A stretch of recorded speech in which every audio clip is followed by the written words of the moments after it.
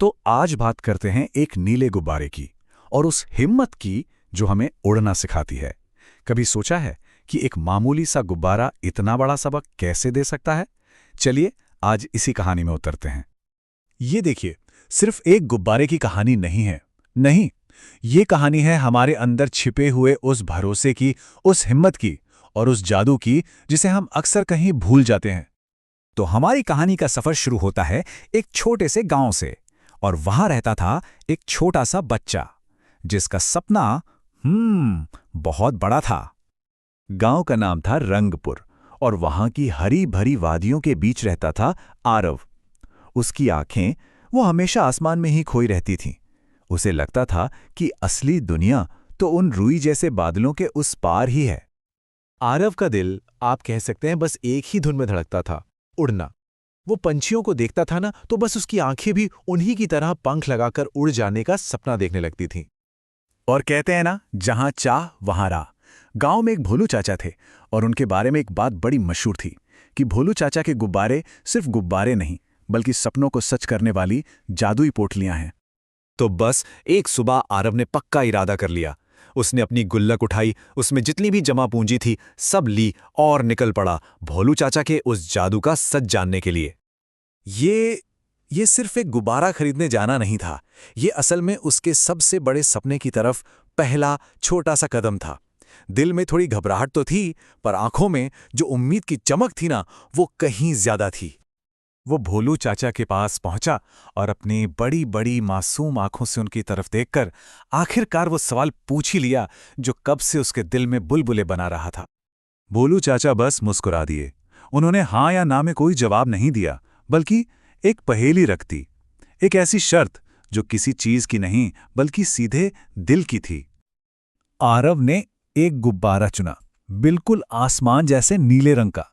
और पता है, बस यहीं से कहानी ने एक ऐसा मोड़ लिया जिसकी शायद किसी ने कल्पना भी नहीं की थी।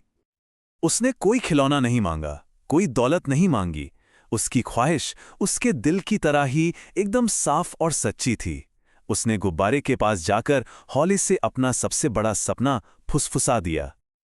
और फिर वो हुआ जिसका आरव ने सिर्फ सपना ही देखा था।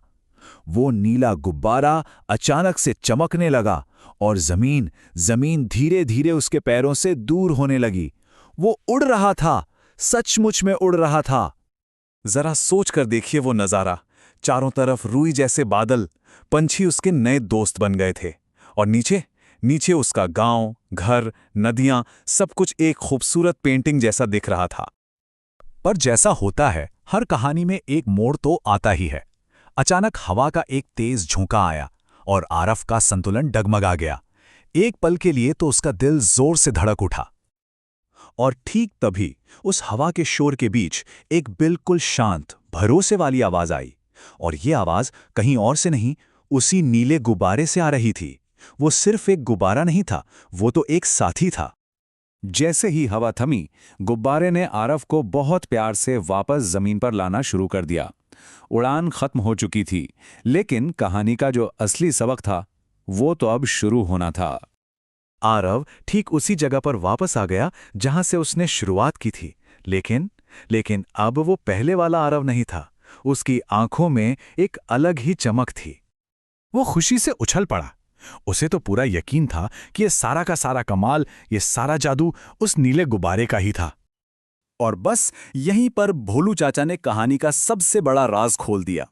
उन्होंने कहा, जादू गुब्बारे में नहीं था बेटा, जादू तो तुम्हारे अंदर था, तुम्हारे विश्वास में था और डर पर काबू पाकर उड़ने की तुम्हारी उस हिम्मत में था।